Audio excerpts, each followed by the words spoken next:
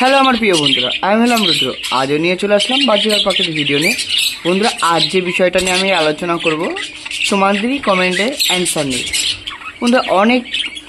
বন্ধুরা আমাকে কমেন্ট করেছো যে তোমাদের পাখিতে জোর নিচ্ছে না, 1 মাস হয়ে যাচ্ছে, কারোর 2 মাস হয়ে যাচ্ছে, পাখিতে জোর নিচ্ছে না এবং ব্রিডিংও করছে না, ডিম বাচ্চা হচ্ছে না। আমি প্রথমত বলবো বন্ধুরা, দেখো যে আমরা যে পাখিটা হাত থেকে কিনে আনি, সেই পাখিটাকে, সেটা সব থেকে কমন বিষয় জানতে হবে আমাদেরকে, যে জোর দেওয়ার সময় কিন্তু একটা মেল একটা ফিমেল আমাদেরকে যাচাই করে নিতে হবে। হাট থেকে যেহেতু আমরা কিনে নিয়ে আসি, অনেক সময় কী হয় যে দোকানদাররা আমাদেরকে ঠকিয়ে দেয়, অর্থাৎ মেল পাখি দিয়ে দেয়, আবার ফিমেল পাখি দিয়ে দেয়। দেখো, ফিমেল পাখি সব সময় চাহিদা বেশি থাকে, যার কারণে ফিমেল পাখি হয়তো তোমাদেরকে দেবে না। ম্যাক্সিমাম ক্ষেত্রে দেখা যায় যে 2টো মেল পাখি দিয়ে দেয়। এবার আমাদেরকে বন্ধুরা জানতে হবে যে কোন পাখিটা মেল এবং কোন পাখিটা ফিমেল, অর্থাৎ ছেলে মেয়ে এই দুটো আমাদেরকে চিহ্নিত করে নিয়ে আসতে হবে। ছেলে এবং মেয়ে চিহ্নিত করে নিয়ে আসলে কিন্তু এই সমস্যার সমাধান হবে। অর্থাৎ পাখি 2 সপ্তাহ 3 সপ্তাহের মধ্যেই একসাথে রাখার পরে কিন্তু ওরা জোর নিয়ে নেবে। এবার বন্ধুরা, তোমরা মেল পাখি কী করে চিনবে তোমাদেরকে দেখাচ্ছি। এই যে পাইট বাজিকার পাখি রয়েছে, দেখো এই পাশে, এইটা দেখো, এইটা আছে মেল বাজিকার পাখি। দেখো নাকের কাছটা নীল আছে, যেহেতু এটা একটা পাইট বাজিকার পাখি, একটা ইয়েলো ফেসের মধ্যে, সেহেতু এর নাকের কাছটা হালকা নীল হবে। ঠিক আছে, দেখো তোমাদেরকে আমি দেখাচ্ছি কত সুন্দর করে। বসার ধরনটা দেখো, মাথার শেপটা দেখো, দেখতে পেয়েছো?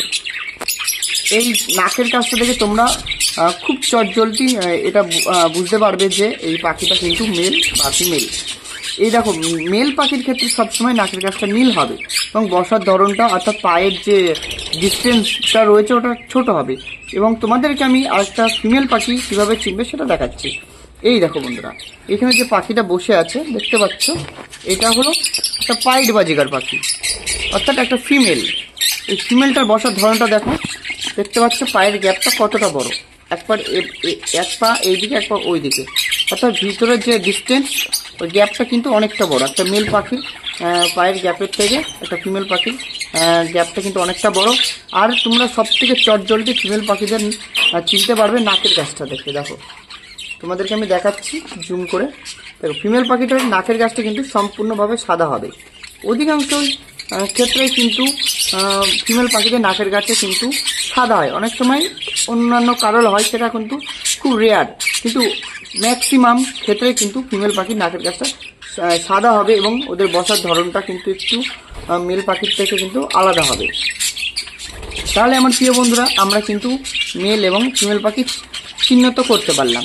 এই সমস্যাটা যদি সমাধান তোমরা করতে পারো, তাহলে কোনোভাবেই বাজার থেকে পাখি কেনার সময় ঠকবে না, বা পাইকার যারা আছে বা যারা বিক্রেতা আছে তাদের কাছে তোমরা ঠকবে না। তাহলে মেল ফিমেল অবশ্যই কনফার্ম করে নিয়ে আসবে এবং নিয়ে আসার পরে একটা সুন্দর খাঁচাতে তোমরা, এরকম সুন্দর খাঁচাতে তোমরা রেখে দেবে।